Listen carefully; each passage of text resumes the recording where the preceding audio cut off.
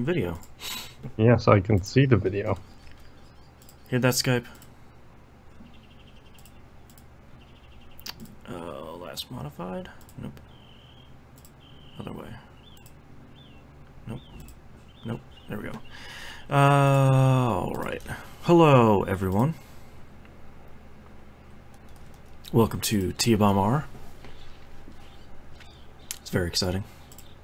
Yes. Yeah, it's alright. I never noticed this. When you go live on YouTube, the video preview says, "You are live, the internet can totally see you now." To stop using your encoder. Stop using what? Drop frames detected? Why? Computer, don't drop frames. It's not good. I never understood what that meant. Oh, it's basically like right now, I've encoded 4,000 frames and dropped to 200. So basically, out of when you see a stream get really choppy, that means they're dropping frames. Okay. So it's literally like the individual frames from my machine didn't make it out to the internet. Okay. Weird. Yeah. Usually it means that there's some bandwidth issues, but there shouldn't be, even though that number keeps climbing. Smile and nod.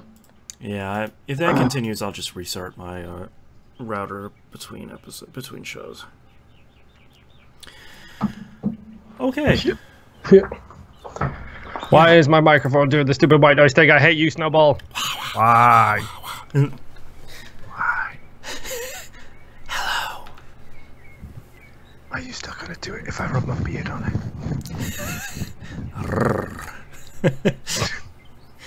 Alright, you ready to kick this thing off? Yep.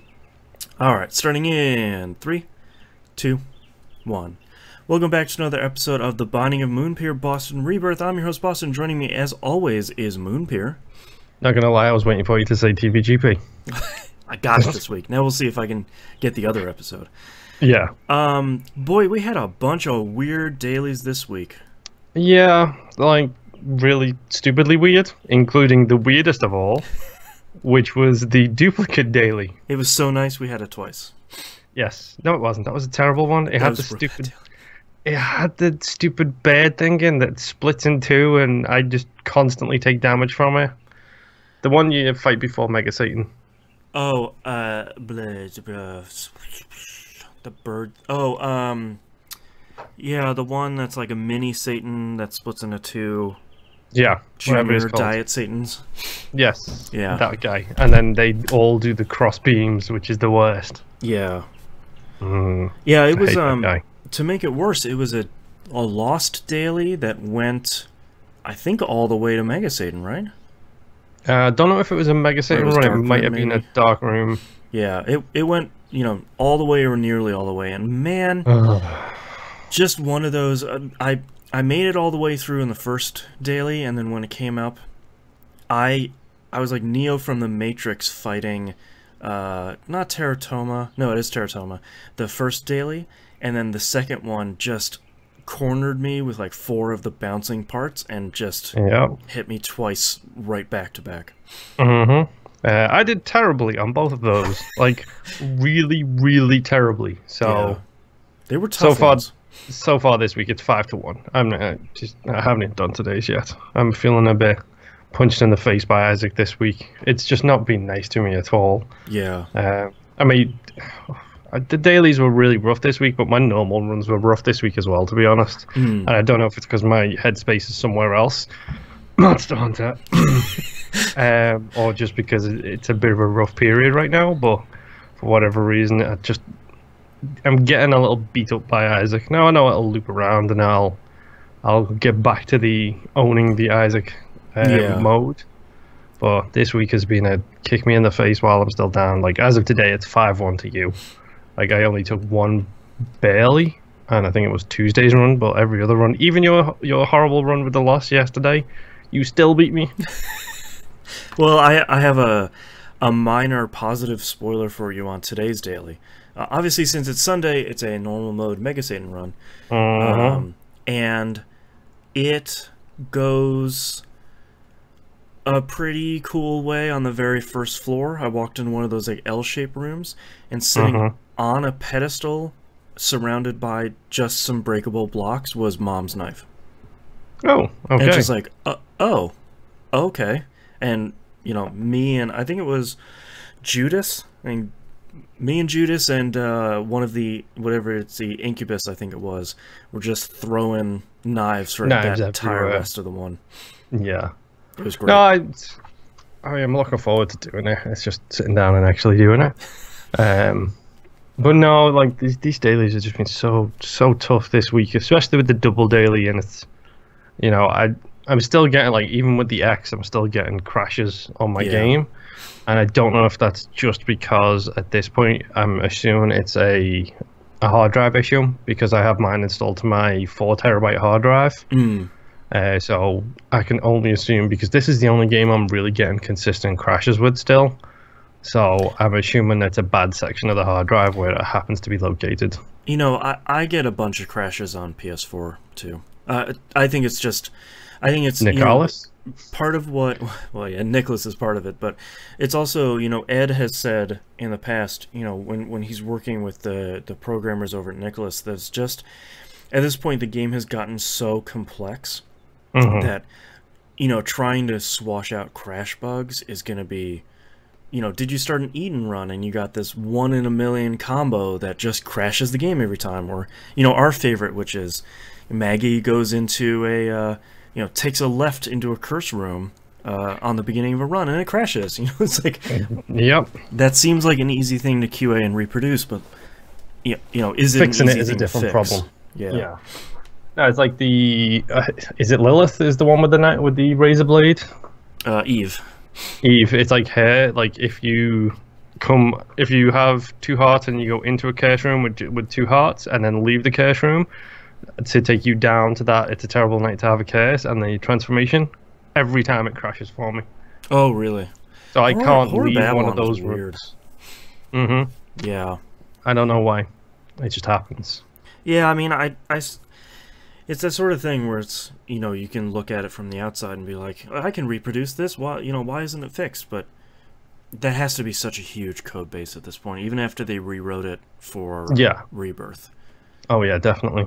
So. But yeah, I mean, the game is still amazing. I've still put like probably upwards of 300 hours into it at this point now. So yeah, you with your 600,000 hours into it is pretty bad. My 10,000 hours means I'm an expert time.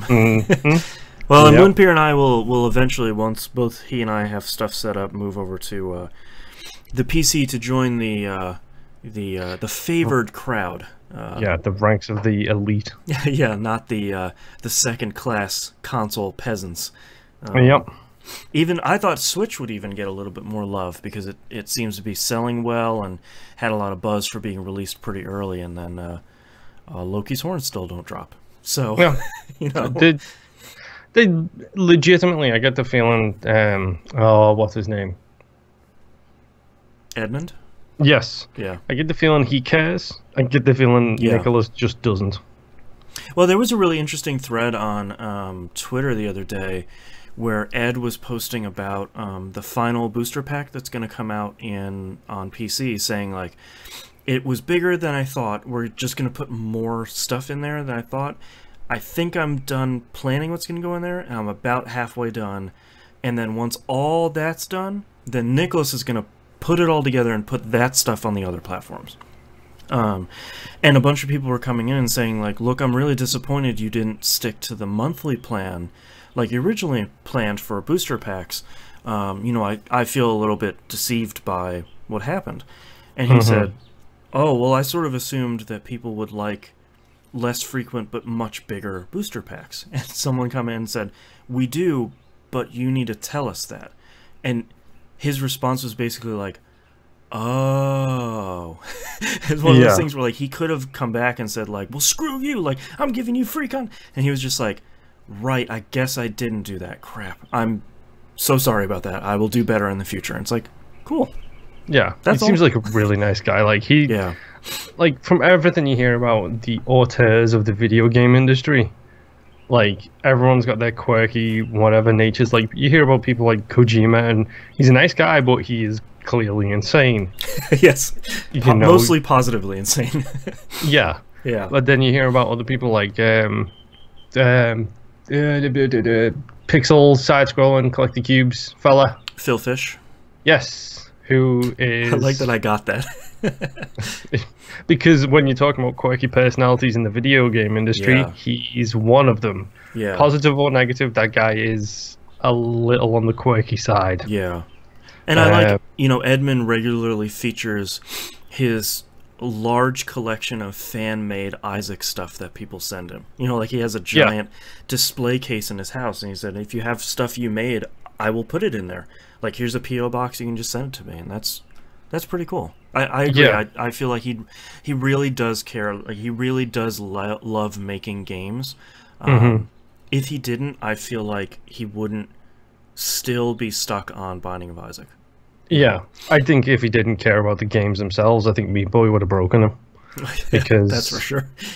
That game was incredibly intense to put together, but also the whole release nature of that and the whole issues. Like, if you haven't seen it, go watch Indie Game the movie, and you will see these quirky personalities that we're talking about getting broken. Getting broken in full flow, and then see Jonathan Blow being Jonathan Blow. Yep. He is probably my least favorite person in the video game industry, to be completely honest. Yeah, love him or hate him, he's a personality. Definitely one of them. Yes. Yeah. But yeah, I mean, I didn't do a whole lot like in my standard runs this week. I took a whole bunch of, we just said her name, Eve. I did a whole bunch of Eve runs, and I was stupid every single time. Because I'm like, oh, you know, I'll get some of Eve's check marks done. Yay, unlock some more items. No, I'm an idiot because I keep picking up stuff like Lazarus's rags. Oh, right. Not thinking to myself, oh, when I die, these will change me to Lazarus and therefore make the post-it note pointless. I'll just pick up Judas's shadow. Ah, crap. Yep, that was a mistake. That happens to me with Eve all the time, where I pick up items that I forget also give me health. Like, I'll be real excited to pick up the Halo or magic mushroom, and I was like, man, I broke Whore of Babylon. Come on. Yep. Now I have 2 hearts. Yep. And oh boy, it was 3 floors ago that I threw away the razor blade.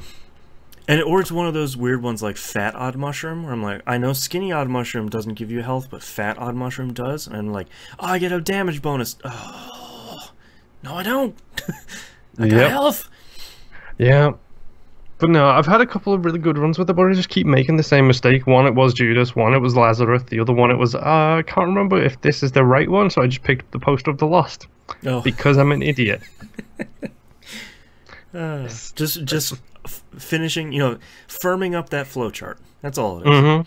Yeah, refining it for her. Yeah. And then continuing to refine it for everybody else as I go down the line until I get to the Nightmare one. The monster himself. You don't get good unlocks for him, do you, either? From what I remember you saying, like, the things you've unlocked for him is just not great. They're fine. You know, it's not like finishing stuff with the Lost and you get Godhead and it's like, great, this is amazing. You know, I think you get Mega. I think you get for completing the post-it notes on everyone, so it's not even like a keeper related thing. Yeah, it's the stupid mega huge super buster I am Goku blast. Yeah, the one-handed Kamehameha. Yes. The father-son Kamehameha for the best one. Yeah, exactly. Yeah, unfortunately, I didn't play any Binding of Isaac other than the dailies this week. It was one of those weeks where it's like, you know, you texted me the other night saying like, hey, is this the same daily just over again? And I was like, man, it's almost 8 o'clock at night and I have not had time to run this thing yet. So yeah, which for the record, weeks. You normally run yours at like 6 a.m. as well. Yep. Like you're normally top of the leaderboard because you do it before anybody else has a chance to. Also, we're playing Afterbirth, which most people aren't. Yeah. Yeah. Yeah, well, thank you very much for listening. That's our episode, and thank you, Moonpir, for joining me yet again in our adventures in the basement. You're welcome. Hopefully we'll more ticks next week. Yeah. The post-it notes must be completed. I'm going to get that on a shirt. Yeah. Post-it note must be completed. And we'll see you all next week. Bye. All right. Sorry for the choppy video, everyone. That sucks. We don't know what's going on. That's my internet, probably. But we'll see you next week. Bye.